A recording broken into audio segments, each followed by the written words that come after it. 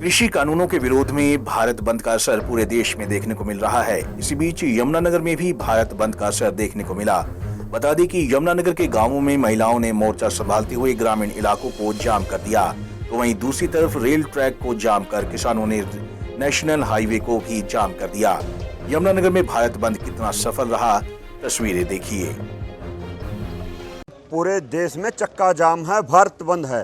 संयुक्त मोर्चे के वाहन पर आज 4 महीने हो चुके हैं लगातार किसानों के आंदोलन को चलते हुए, देश को बचाने के आंदोलन को चलते हुए 300 से ज़्यादा जानें कुर्बान कर दी हैं। तो आज ये संयुक्त मोर्चे ने ऐलान किया था, आंदोलन के 4 महीने पूरे होने पर पूरे देश में चक्का जाम किया जाएगा, सड़कें जाम की जाएंगी, रेलवे ट्रैक को जाम किया जाएगा। उसी के तहत यमुनानगर में आज तकरीबन 10 स्थान पे जाम लगाए गए हैं सड़कों पर, और एक यहाँ पर रेलवे ट्रैक को भी जाम किया गया है, ऊपर नेशनल हाईवे को भी जाम किया है। और जब तक बीजेपी सरकार काले कानून वापस नहीं लेगी, किसानों का आंदोलन लगातार जारी रहेगा। देखिए, जब आज 4 महीने हो गए हैं किसान आंदोलन को, जो दिल्ली आंदोलन चल रहा है 4 महीने हो चुके हैं, क्योंकि सरकार टस की मस नहीं हो रही। तो संयुक्त किसान मोर्चे के तहत आह्वान हुआ था अभी 26 मार्च को देश भर में चक्के जाम, रोड जाम, ये रेल ट्रैक जाम, बाजार बंद, छोटे मोटे सब रोड जाम कर दिए हैं किसानों ने। जब तक काले कानून वापस नहीं होंगे, जब तक हमारा यमुनानगर में धरना चल रहा है, रोड जाम कर दिए है, तो जैसे जैसे गतिविधियां होती रहेंगी वैसे वैसे हम संयुक्त किसान मोर्चे काल की तरफ से हम प्रदर्शन करते रहेंगे। वहीं कुरुक्षेत्र के रेलवे स्टेशन पर जो आप हुजूम देख रहे हैं, ये किसान आंदोलन में फंसे हुए यात्री हैं, जो कानपुर से चलकर जा रही चहार एक्सप्रेस में चंडीगढ़ अंबाला की ओर जा रहे थे। किसी को अपने बच्चे की परीक्षा के लिए चंडीगढ़ और पंजाब की यूनिवर्सिटी में जाना था, तो किसी को चंडीगढ़ पीजीआई अपने इलाज के लिए जाना था, मगर इन्हें नहीं पता था कि आज भारत बंद का आह्वान किया गया है और ये जहां फंस गए हैं, अब उनकी कोई भी मदद नहीं कर रहा। मदद के लिए आगे आई है सिखों की सबसे बड़ी सिरमौर संस्था SGPC। कुरुक्षेत्र के ऐतिहासिक गुरुद्वारा छठी पातशाही से फंसे हुए यात्रियों के लिए लंगर की व्यवस्था भी की गई। फंसे हुए यात्रियों ने तारीफ की लंगर की और गुस्सा निकाला प्रशासन पर कि प्रशासन उनकी कोई भी मदद नहीं कर रहा। प्रशासन के दावे भी खोखले साबित हुए।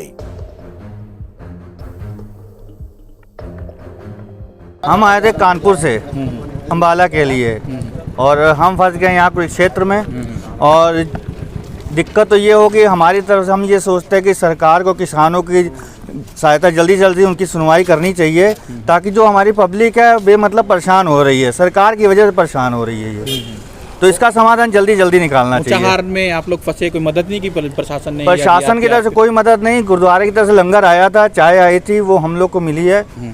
जो सुबह से हम लोग भूखे बैठे थे, तो उनकी मदद की वजह से जो हम लोग अभी खाना पीना खा के अभी थोड़ा अपना रिलैक्स किया हम लोगों ने। तो आगे सरकार की तो कोई मदद नहीं है, उन्होंने ट्रेन खाली करवा दी है, कह रहे हैं यहाँ से ट्रेन कैंसिल है, आगे का हम कुछ नहीं बता सकते। बैठाने के बाद हम लोग को अब इन्होंने कहा है कि अब ये जो है ट्रेन आगे नहीं जाएगी, रद्द की जा रही है। तो अब आपको जो करना है आप करो। अब हम किसी लायक नहीं, कहाँ जाएं क्या करें, किसी कुछ रास्ते पता नहीं हम लोग को। क्या कहेंगे, कहाँ से कहाँ जा रहे थे आप लोग? सर आगरा से चंडीगढ़ सर। बट सर क्या है, यहाँ पे इनके सारी चीज़ें फ्लॉप हो चुकी हैं कि कहाँ जाएं किधर जाएं, माइंड भी काम नहीं कर रहा है। बट ये है कि थैंक्स फॉर जितने भी है, thank you for support continue gurdwara committee, जो कि यहाँ पे सवारियों की सुनी, उनको खाना पीना जो भी दिया ना था उन्होंने दिया, पर गवर्नमेंट की तरफ से ना ही रेलवे प्रशासन की तरफ से कोई सहूलियत नहीं। बात अब अगर कैथल जिला की जाए, तो कैथल में संयुक्त किसान मोर्चा के आह्वान पर भारत बंद का जो आह्वान किया गया था, उसका असर देखने को मिला। बाजार में लोगों ने अपनी दुकानें बंद रखी। किसानों व अन्य संगठनों व मंडी के आड़तियों और दुकानदारों ने मिलकर एक रोष मार्च निकाला और सरकार विरोधी नारे लगाए और 3 कृषि कानूनों को वापस लेने की मांग की। आज सुबह से ही कैथल जिले के अलग अलग रास्तों पर किसानों ने अपने प्रदर्शन शुरू किए थे।